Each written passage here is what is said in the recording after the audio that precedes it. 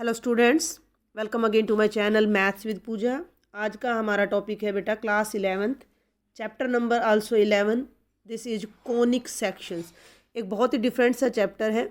सिर्फ इसकी इंट्रोडक्शन मैं आपको 3D के माध्यम से करवाना चाह रही हूँ, यूजिंग 3D और एनिमेशन, ताकि आपको ये कॉन्सेप्ट अच्छे से क्लियर हो जाए। बाकी का सारा चैप्टर हम बोर्ड की सहायता से ही सॉल्व करेंगे। तो एक्चुअल में है क्या कोनिक सेक्शन? सबसे पहले तो मैं आपको बताऊंगी कि कोनिक क्या होता है और फिर हम उसके सेक्शंस करेंगे। तो बेसिकली इस चैप्टर में जो हम पढ़ने जा रहे हैं, हम कुछ कर्व्स के बारे में पढ़ने जा रहे हैं, जो कि सर्कल होगा, जिसमें एक कर्व का नाम आपका एलिप्स होगा, जो शायद अभी तक आपने ना सुना हो। एक कर्व आपका पैराबोला होगा और एक कर्व आपका हाइपरबोला होगा। ये चार मेन कर्व, इनकी प्रॉपर्टीज़, इनकी इक्वेशन, उससे रिलेटेड कुछ रिजल्ट्स, ये सब हम इस चैप्टर में पढ़ेंगे। बट ये सब चैप्टर्स, अगर ये सब जो हमारे कर्व हैं, अगर ये कर्व हैं तो हम इन्हें कॉनिक सेक्शन क्यों कह रहे हैं? मेन प्रॉब्लम यहाँ आ जाती है। अदरवाइज ये चैप्टर बहुत ईजी है। हमें इनकी स्टैंडर्ड इक्वेशंस, उनसे रिलेटेड कुछ दो चार टर्म्स बस वही करनी है। क्वेश्चंस भी बहुत ईजी हैं। तो सबसे पहले हम बेटा समझेंगे कि what is a conic section. Clear? तो कॉनिक मैं आपको बता दूं कि क्या होता है। देखिए बेटा, अब मैं आपको एक एनिमेशन की सहायता से समझाने की कोशिश करती हूँ कि कॉनिक क्या है। सबसे पहले तो आप ये देखें कि मैंने अभी एक रेड कलर की लाइन ड्रॉ की है। पहले वो लाइन बिल्कुल स्ट्रेट थी, ये देखिए अब मैंने भी उसको स्ट्रेट कर दिया है। इसे हम एल लाइन बोल देते हैं। ये बिल्कुल फिक्स है, ठीक है भाई, ये लाइन हमारी फिक्स है। और ये जो येलो लाइन है, ये दूसरी लाइन है एम, जो कि एल लाइन को, जहाँ मैंने अभी ये डॉट लगाया है वी पॉइंट पर, मिल रही है। ग्रीन लाइन को आपने इग्नोर करना है, ग्रीन लाइन को आपने अभी नहीं देखना। You just have to focus on two lines L and M. L fix है और एम लाइन एल के साथ एक पर्टिकुलर एंगल, मैं कहूँगी कि ये एंगल मान लीजिए अल्फा है, तो ये फिक्स एंगल पर इस लाइन के साथ है। क्लियर है? आपको समझ आ रही मेरी बात? एल फिक्स लाइन है और एम एक और लाइन है जो एल के साथ अल्फा एंगल बना रही है। अब अगर मैं इस एम लाइन को एल के चारों तरफ रोटेट करती हूँ, एल के चारों तरफ रोटेट करती हूँ, तो देखिएगा आपकी कितना खूबसूरत एक कॉनिक हमारा तैयार होता है। ये देखिए, जैसे जैसे हमारी ये लाइन एक मिनट के लिए, अब जब मैं इसको रोटेट करूँगी तो आपको इनके नाम दिखाई नहीं देंगे, ठीक है भाई। तो ये देखिए, येलो लाइन इस रेड लाइन के चारों तरफ देखो घूमना स्टार्ट हो रही है। अब ये देखिए, बहुत ध्यान से देखिए, धीरे धीरे धीरे धीरे ये लाइन रेड लाइन के चारों तरफ, यानी एम लाइन एल लाइन के चारों तरफ जैसे जैसे घूम रही है, तो ये देखिए पूरा जब एक राउंड कंप्लीट कर लेती है तो ये जो शेप आपको मिली है, आप ध्यान से देखें, मैं इसको थोड़ा रोटेट करके आपको दिखाने की कोशिश करती हूँ। ये देखिए, ये कोन है, ये एक कोन है। ये देखिए कोन क्या है, एक कोन ऊपर एक नीचे, ये कोनिक है। मैं कहूँगी कि ये एक कोनिक है, कोन नहीं है भाई, ये एक कोनिक है। तो ये मैंने आपको एक कोनिक अभी बनाकर दिखाया। अब मैं इसको दोबारा से वापस उसी शेप में लेकर आती हूँ, तो देखिए वापस चला गया ये, तो एम लाइन एल के साथ एक पर्टिकुलर एंगल पर आ गई।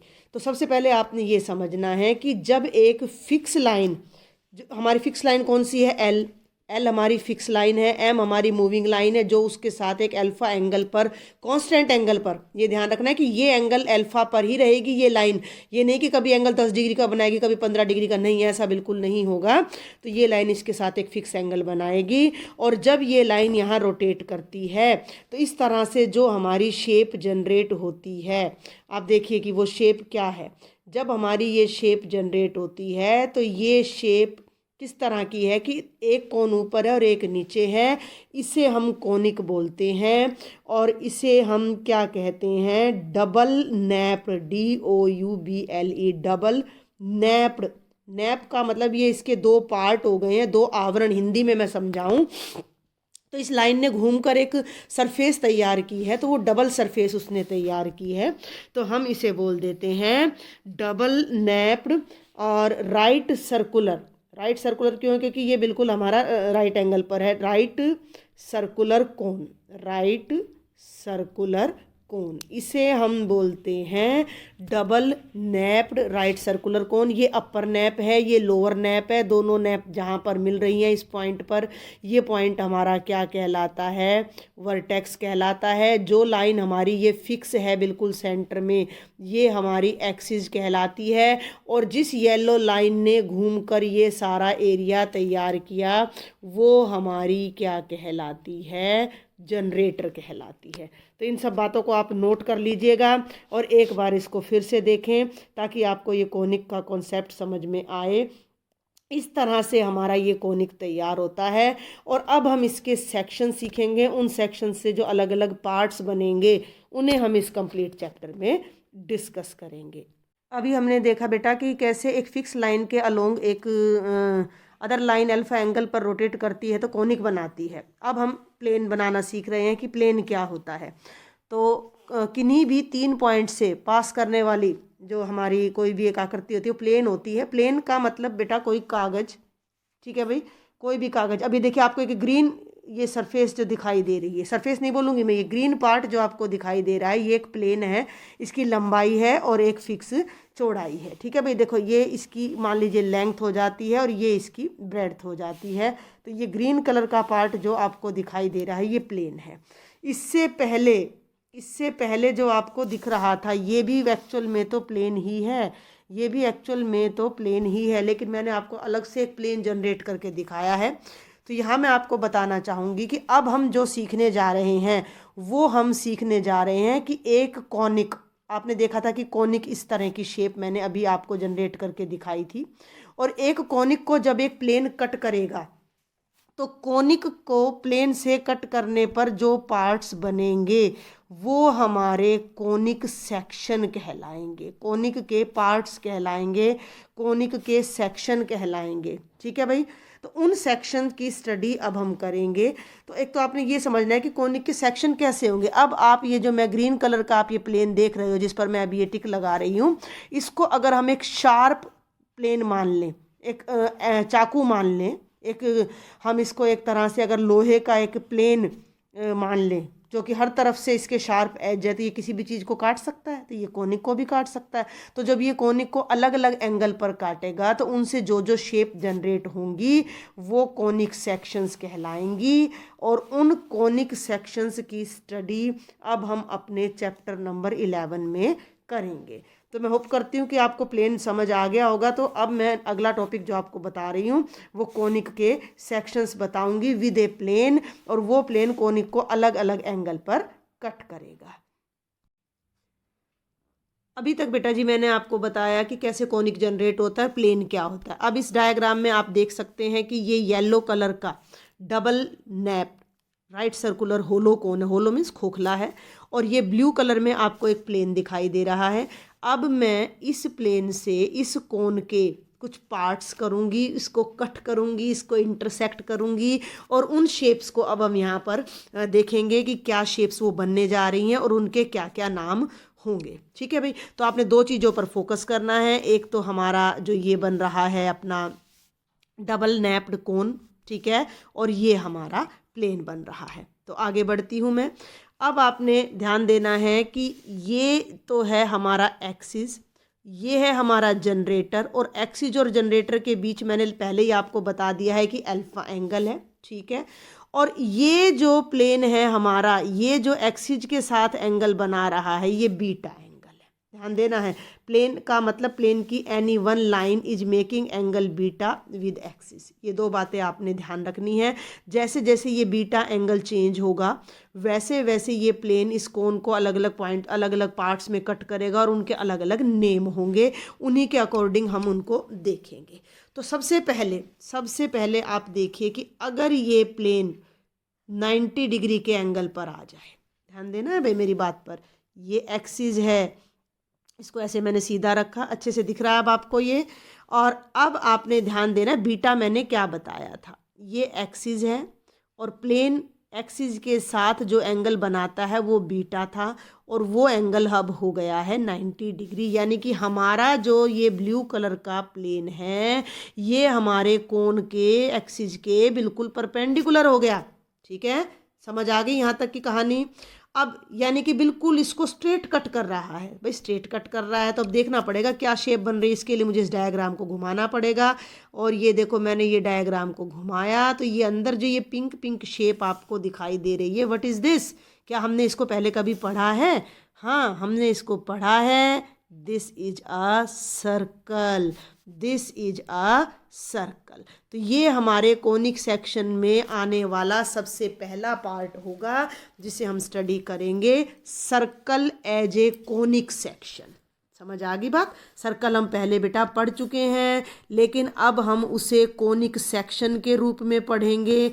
कोनिक सेक्शन का मतलब किसी भी कोनिक को किसी भी प्लेन द्वारा किसी पर्टिकुलर एंगल पर कट करते हैं। If we cut any conic by a plane at a particular angle then we get some different shapes and those shapes are known as conic sections, and in today's lecture we are going to discuss those different shapes। तो सबसे पहली हमारी जो shape बनती है वो क्या बनती है? सर्कल बनती है। कब? when the plane is intersecting conic at an angle of 90 degree। got it? तो सबसे पहली शेप मैंने आपको क्या बताई है? that is a circle। now we proceed further। अब हम आगे बढ़ते हैं। जब हमारा एंगल 90 से थोड़ा कम हो जाए, जब हमारा एंगल ये देखिए थोड़ा 90 से कम हो गया ना 90 से कम। भाई ये हमारा एक्सिस है, ये हमारा एक्सिस है और ये प्लेन के साथ जो एंगल बना रहा है 90 तो नहीं बन रहा, 90 से कम है ये वाला एंगल हमारा। ठीक है भाई, ये एंगल हमारा 90 से कम है। तो हमारी जो शेप तैयार हो रही है वो क्या हो रही है उसको देखते हैं। भाई अब हम जरा ये देखिए जरा, ये मैंने रोटेट किया, क्या ये सर्कुलर है? सर्कुलर तो बिल्कुल नहीं है। थोड़ा और करते हैं हम इसे। ये देखिए क्या शेप आ रही है, ये हमारी ये ओवल शेप है, एग की शेप है, अंडे की शेप है और इसे मैथ्स में कहा जाता है एलिप्स। इसे मैथ्स में क्या कहा जाता है? एलिप्स कहा जाता है। तो हमारा जो सेकंड कोनिक सेक्शन होगा वो एलिप्स होगा। ये कोनिक सेक्शन कब बनता है? जब हमारा एंगल बीटा अल्फा से कम होता है, अल्फा से बड़ा होता है लेकिन 90 से कम होता है। बीटा मैं आपको बता चुकी हूँ। ब्लू प्लेन कोनिक के एक्सिस के साथ जो एंगल बना रहा है वो बीटा एंगल है। तो ये हमारा अगर 90 से कम है तो इन दैट केस जो शेप जनरेट हो रही है that is called ellipse. Got it?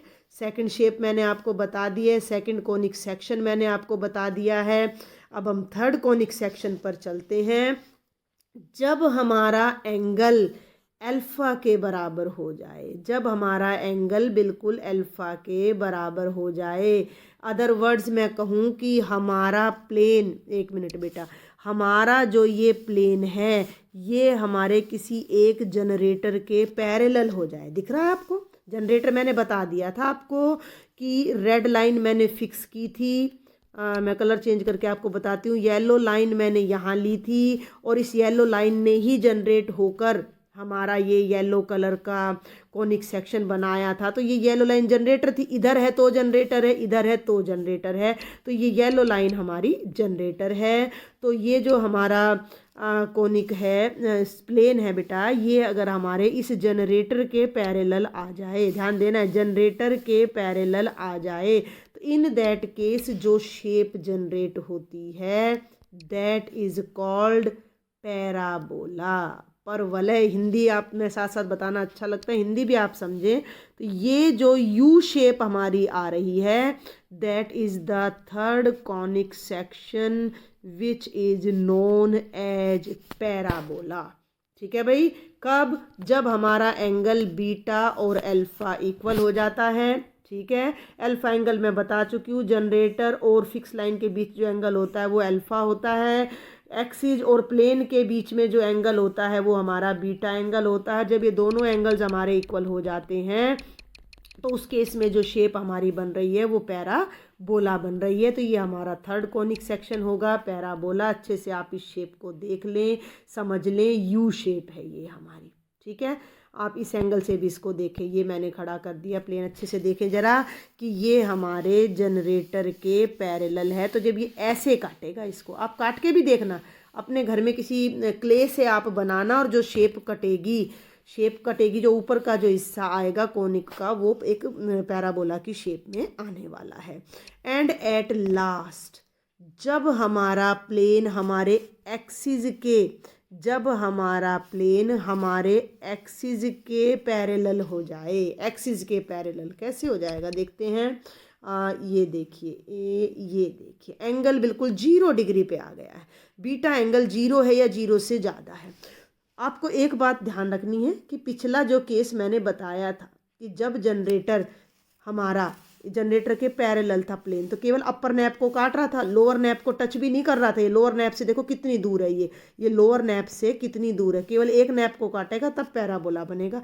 लेकिन अब जब हमारा एंगल 0 डिग्री हो गया है तो आप जरा इधर से देखें, ये दोनों तरफ काट रहा है, ये हमारा दोनों तरफ काट रहा है। मैं एक बार इसको थोड़ा डाउन करती हूँ तो अब आप ये देखिए कौन अच्छे से दिख रहा है आपको।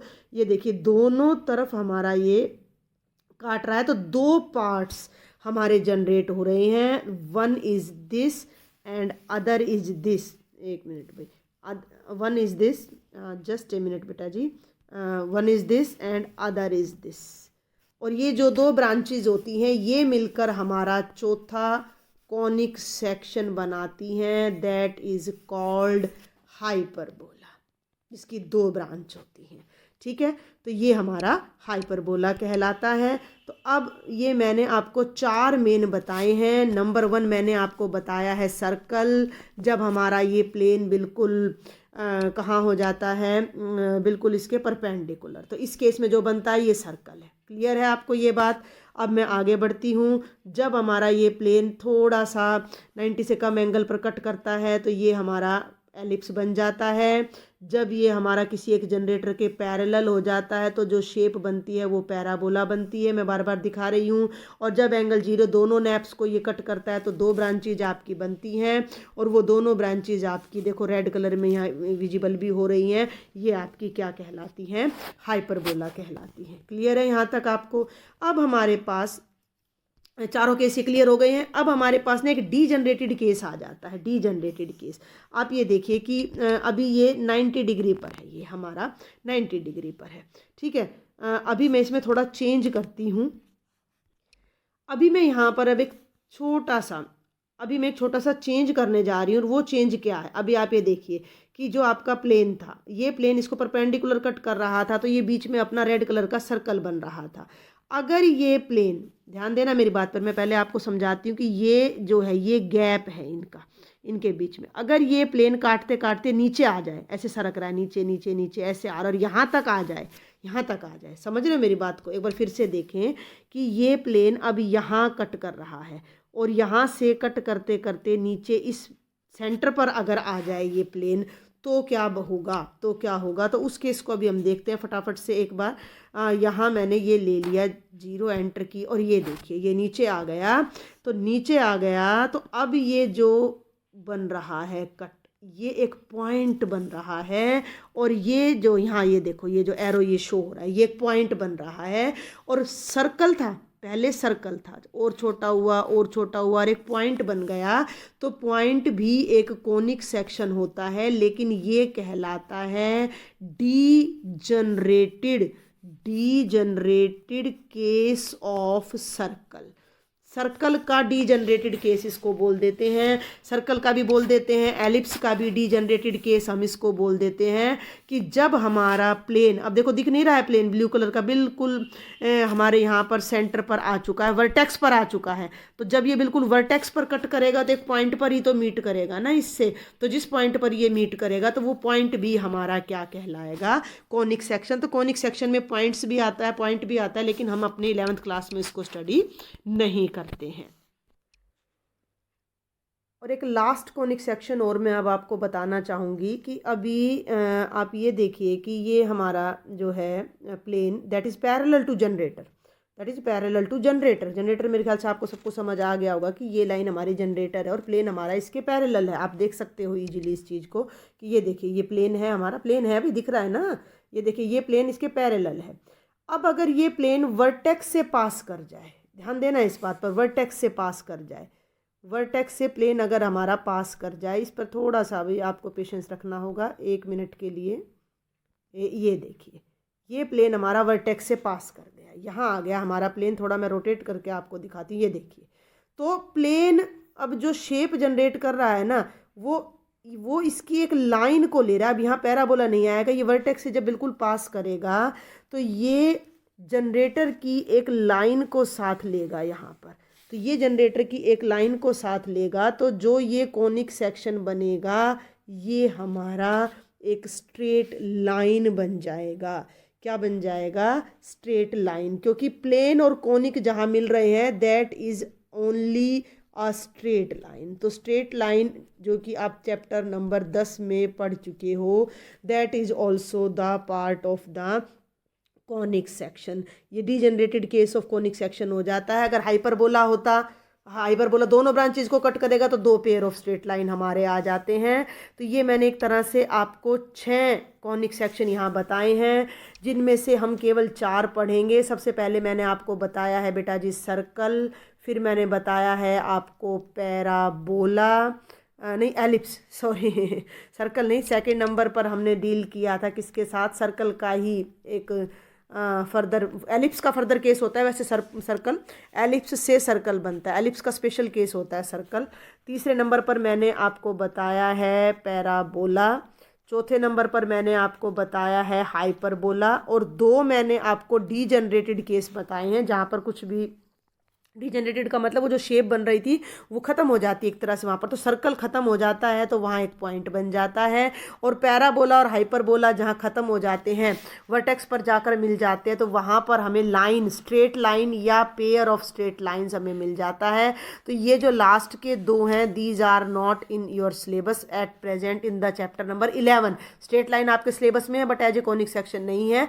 तो अभी हम चैप्टर नंबर 11 में इन 4 कॉनिक सेक्शन को पढ़ेंगे, सर्कल, एलिप्स, पैराबोला और हाइपरबोला। तो ये बेटा मैंने छोटी सी कोशिश की है 3D से, बाकी का सारा चैप्टर मैं आपको बोर्ड की सहायता से ही समझाऊंगी, लेकिन मैं आपको समझाना चाह रही थी कि भाई किस तरह से कॉनिक सेक्शन बनता है, कैसे ये शेप्स बनती हैं। आगे तो हम इनकी प्रॉपर्टीज़, इनकी इक्वेशंस में ही डील करेंगे जो आपको आसानी से समझ आ जाएंगे, और केवल +1 का जो NCERT का है वही हम कवर करेंगे। फिर भी अगर आपको इसमें कोई भी डाउट रह गया हो बेटा तो प्लीज़ आपने मुझे कमेंट बॉक्स में लिखना है, ताकि मैं इस लेक्चर को और भी अच्छे तरीके से थोड़ा और इम्प्रूव करके आपके सामने प्रेजेंट कर पाऊँ। और अगर मेरा लेक्चर आपको पसंद आया हो तो मेरे चैनल को ज़्यादा से ज़्यादा सब्सक्राइब करें, अपने ज़्यादा से ज़्यादा फ्रेंड्स को शेयर करें। Thank you dear students.